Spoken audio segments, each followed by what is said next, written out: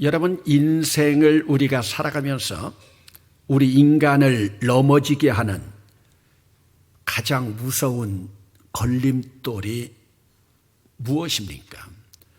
오늘 여러분들은 지금까지 인생을 살아오면서 여러분들을 걸려 넘어지게 하는 걸림돌이 무엇이 있었습니까? 인류의 첫 번째 조상이었던 아담, 무엇 때문에 에덴 동산에서 쫓겨났습니까? 뱀의 유혹을 받아서 하나님같이 되려고 하는 욕심 때문이었습니다.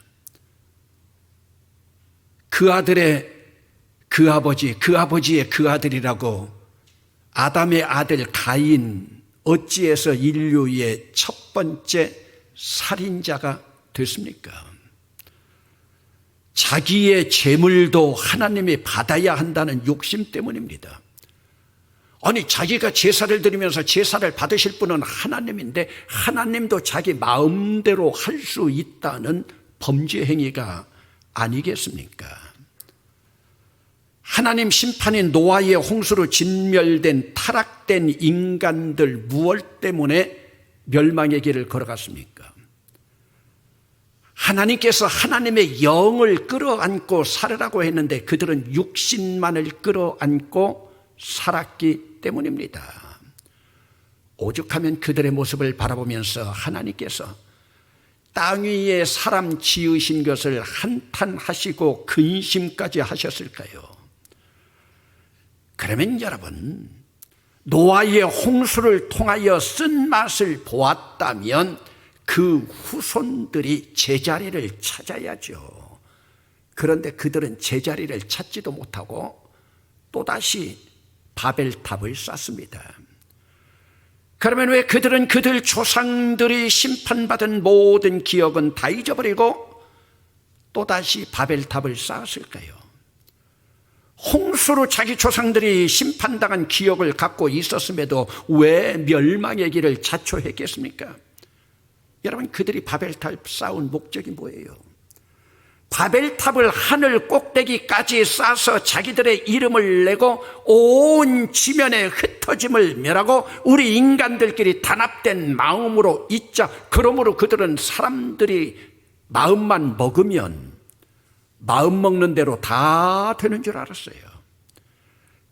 그래서 그들이 바벨탑을 건설한 목적은 인간들이 하늘 꼭대기까지 이르러 하나님처럼 되고 싶은 욕심이었습니다.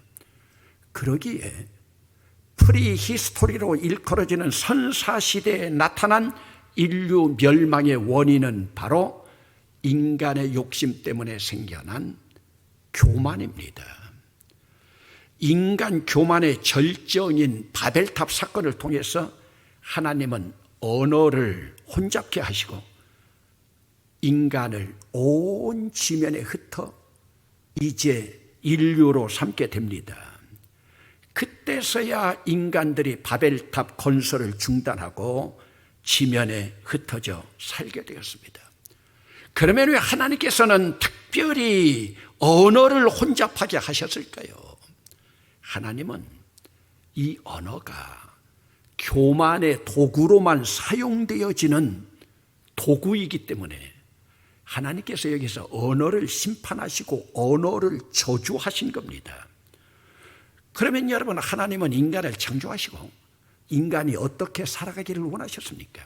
하나님은 하나님 한 분만으로도 만족하면서 살아가기를 원했습니다. 그러나 인간들은 하나님 뜻을 거스리고 하나님 한 분만으로 만족하지 못했습니다. 뱀의 유혹을 받고 성적인 유혹으로 타락되고 교만의 유혹에 넘어갔습니다. 그러면 여러분, 하나님께서 하나님 한 분만으로 살아가기를 원하셨던 뜻을 무엇으로 알 수 있습니까? 하나님께서는 아담이 하나님 앞에 불순종하여 에덴 동산에서 쫓겨나서 하루살이처럼 무화과 나뭇잎을 엮어서 옷을 해입고 있을 때에 하나님은 양 한 마리 잡아서 피가 뚝뚝 떨어지는 그 가죽옷으로 아담과 하와를 덮어주지 않았습니까?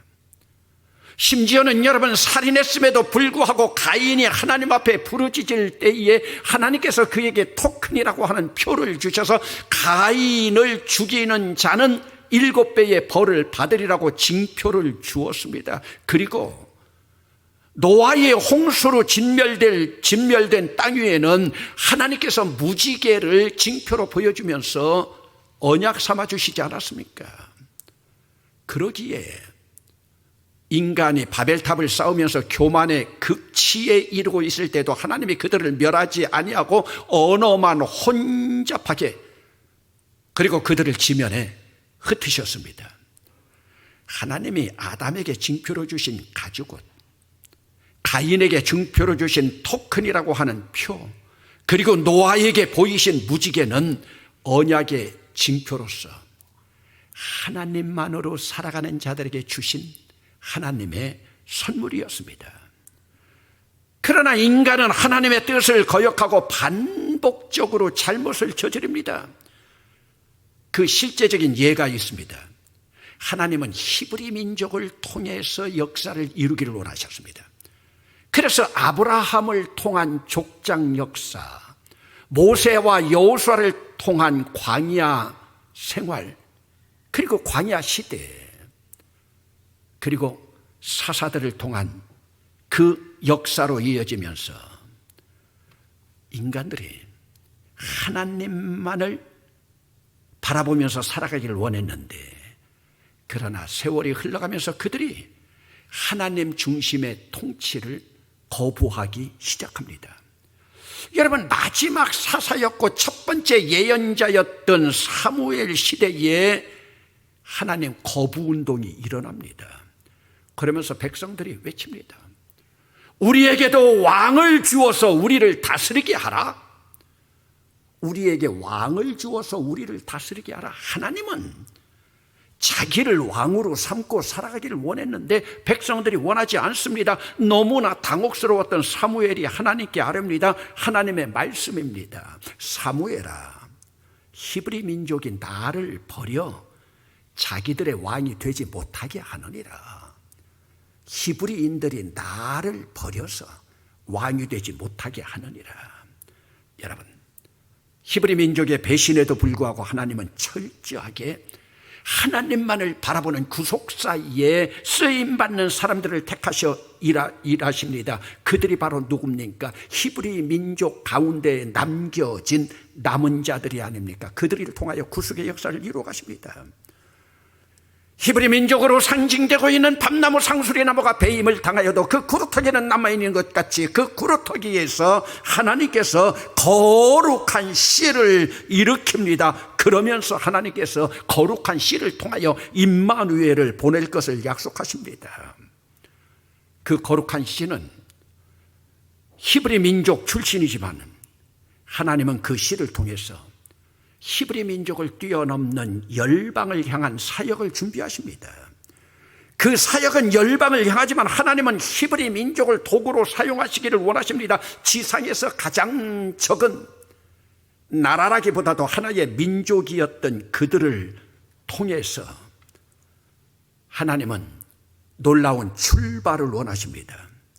이제 히브리 민족으로 끝나지 않고 민족을 뛰어넘어서 세계를 향한 왕으로 임하시면서 스스로 보좌를 버리시고 임마누엘로 오십니다. 천지를 창조하시고 우주의 왕이셨던 하나님이 이 땅의 백성들이 왕을 원하니 왕으로 육을 입고 이 땅에 오십니다. 지금까지 이 땅의 왕들은 백성을 섬긴 왕이 한 사람도 없습니다. 왕으로 삼으면 자기 자신들이 신이 되어서 하나님 자리를 차지했습니다. 신이라는 권자의 주의로 오히려 백성들을 괴롭히는 독재자, 살인자, 폭군으로 백성들의 원성을 사게 됩니다. 왕을 원했던 히브리 민족이 겪었던 아픔은 차라리 모세와 여호수아 시대를 그리워하게 되었고 사무엘과 같은 사사들을 그리워하게 되었습니다. 그리고 실제로 전쟁을 통해서 그들이 겪었던 블레셋, 아수르, 바벨론, 페르시아, 헬라 제국의 통치자들,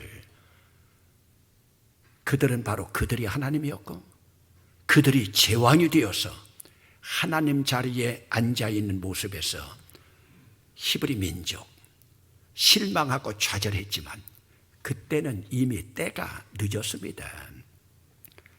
이런 모습을 바라보고 하나님이 직접 하늘 보좌를 버리시고 히브리 민족의 옷을 입고 이 땅에 왕으로 오십니다.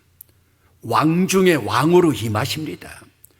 왕 중에 왕으로 임하신 예수 그리스도는 히브리 민족에 의해서 결국 배척받지만 성자 하나님은 히브리 민족에 국한되지 않고 열방을 품으십니다. 히브리 민족 정신에 알박힌 12명의 제자들을 훈련하여 동족을 뛰어넘어 이방까지 품는 세상을 향한 새로운 비전을 제시합니다. 그리고 이방까지도 복음과 십자가로 품으십니다. 여러분, 육신을 입은 하나님이신 성자 예수 그리스도가 실제로 그들과 완전히 막혔던 이방인이었던 사마리아의 담을 허뭅니다. 블레셋과도 막혔던 담을 허물어 버립니다. 마치 왕이 없던 히브리 민족이 우리도 열강과 같은 왕을 달라고 외치던 그 동족들, 결국은 인간의 육을 입고 이 땅에 왕으로 오셨지만 그분을 배척합니다. 그리고 십자가에 못 박습니다. 재판과 십자가 죽음에 대항한 로마 군인들이었지만 결국은 동족들이 배반한 것입니다. 그러나 육을 입으신 하나님이신 성자 예수 그리스도는 이 땅에 오셔서 하나님으로서 보여주실 것 다 보여주셨습니다. 성육신한 후에 구원의 실제, 성화의 길, 영화의 단계까지 하늘나라의 실제와 영원한 삶, 천국의 삶까지 하나님 나라를 이루는 모든 일들을 보여주셨습니다.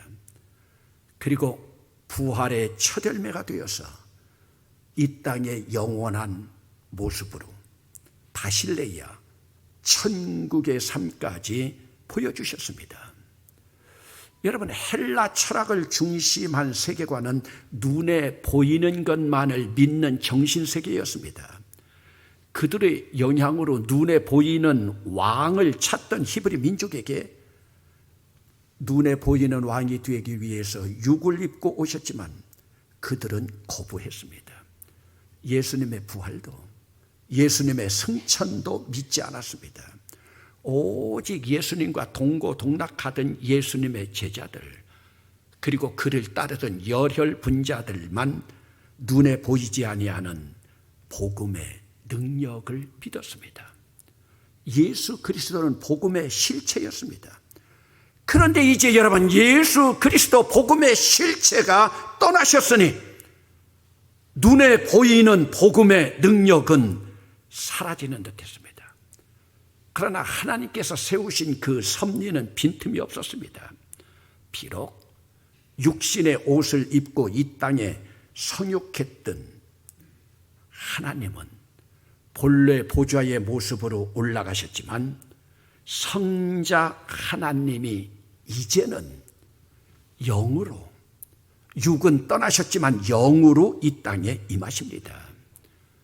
이것을 예정하신 예수님이 승천하시면서 제자들에게 마지막 유언으로 당부합니다. 너희는 예루살렘을 떠나지 말고 내게서 들은 바 아버지께서 약속하신 것을 기다리라. 예루살렘을 떠나지 말고 아버지께서 약속하신 것을 기다리라. 여러분, 아버지께서 약속하신 것이 무엇입니까? 성자 예수님의 육은 성천으로 떠나셨지만 그 영은 남아서 새로운 시대를 열어갈 것을 약속하십니다. 그 시대가 바로 무엇입니까? 성령 시대가 아닙니까? 성부 하나님 천지를 창조하셨고 구속의 사역 현장으로 히브리 민족을 택하셔서 그들을 복음의 종자로 삼으셨습니다. 성자 하나님이신 예수 그리스도는 인간 왕을 원했던 히브리 민족에게 그들의 옷을 입고 열방까지 품을 계획을 실행하셨습니다. 그렇다면 이제 새로운 시대는 성부와 성자의 그 하나님, 그 영이 바톤을 받아서 새로운 시대를 열어가야 됩니다.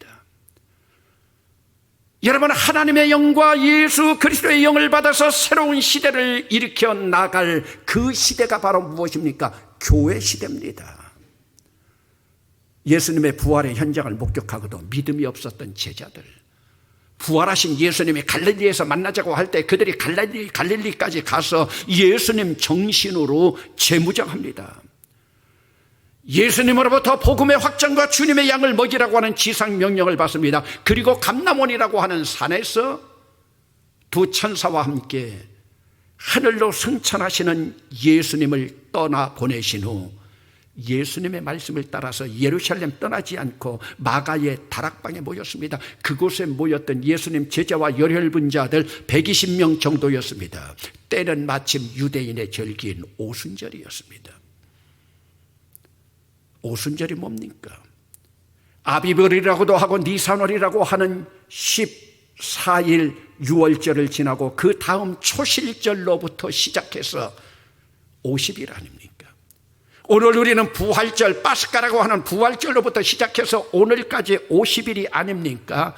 그 50일이 되는 날 예수님의 승천을 목격한 뜨거운 가슴을 안고 있는 그들이 모여있는 그 자리에 갑자기 성령이 임했습니다. 바람 같고 불 같은 성령님이 온 집에 충만했습니다. 성령님이 온 집안에 가득했습니다. 방언의 은사가 넘쳐납니다. 120명 신도들이 각각 태어난 곳의 언어가 각각 다름에도 불구하고 그들이 각각 다른 언어를 난곡 방언으로 말하고 있는데도 불구하고 그들은 그 언어의 뜻을 다 이해하고 알게 되었습니다. 새로운 의사소통의 현장입니다. 그들이 모여있는 그 자리에 하늘의 언어로 충만했습니다. 새로운 언어를 말하면서 자기들끼리 서로 놀라고 당황스러워합니다. 여러분, 왜 이런 일이 일어났을까요? 왜 성령의 역사에서 언어가 하나 되는 역사가 일어났을까요? 여러분, 언어가 하나 되는 역사로 넘쳐난 것은 바벨탑을 쌓은 인간의 교만을 무너뜨리기 위해서였습니다. 여러분, 인간 교만의 극치였던 바벨탑 사건을 통해서 언어를 흩으셨던 하나님께서 이제 교회 시대를 새롭게 열면서 언어를 통일시키는 성령의 새로운 싹을 열어주시고 그 싹을 틔우시고 있습니다. 여러분, 교회는 성령의 역사를 통해서 한 언어를 가지고 확장되어야 됩니다. 한 언어입니다. 그래서 하나님께서는 바벨탑에서 흩으셨던 그 언어를, 혼잡케 하셨던 언어를 성령 강림을 통해서 하나로 묶어주십니다. 그 언어가 무엇입니까? 교회 시대를 열어가면서는 예수님의 이야기로 가득한 교회의 언어여야 됩니다. 예수님의 이야기로 가득한 언어. 여러분, 그 언어가 뭡니까? 예수님으로 살고 예수님으로 사랑하고 예수님으로 덮어주고 예수님으로 감동 주는 삶의 언어로 가득한 교회입니다. 예수님의 이야기로 가득한 교회, 예수님의 이야기로 가득한 예배당이 아닙니다. 예수님의 이야기로 가득한 교회 공동체. 여러분, 이것은 인간의 교만을 무너뜨린 겸손의 언어의 소통 현장입니다. 이것이 교회여야 됩니다. 그런데 여러분, 교회 아닌 공동체는 어떻습니까? 말 많은 곳입니다. 큰 소리 나는 곳입니다. 못된 소리 있는 곳입니다. 상소리 나는 곳입니다. 교회의 본래 출발은 한 언어로 출발입니다. 예수님의 이야기로 가득한 언어의 출발입니다.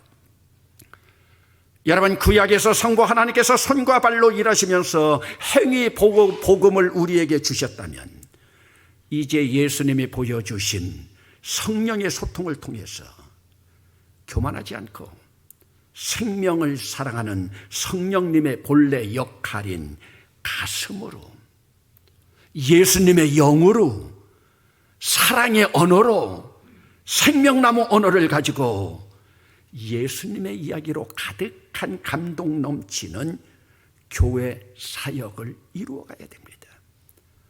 여러분, 오늘 여러분 가정이 교회와 같은 가정이라고 하면은 여러분 가정에 예수님의 이야기로 가득 넘쳐갑니까? 여러분들이 모여있는 공동체에 예수님의 이야기로 가득합니까? 예수님의 사랑이 넘쳐납니까? 예수님의 감동이 넘쳐납니까? 예수님의 뜨거운 가슴이 넘쳐나고 있습니까? 그곳이 바로 하나님 나라고 천국입니다.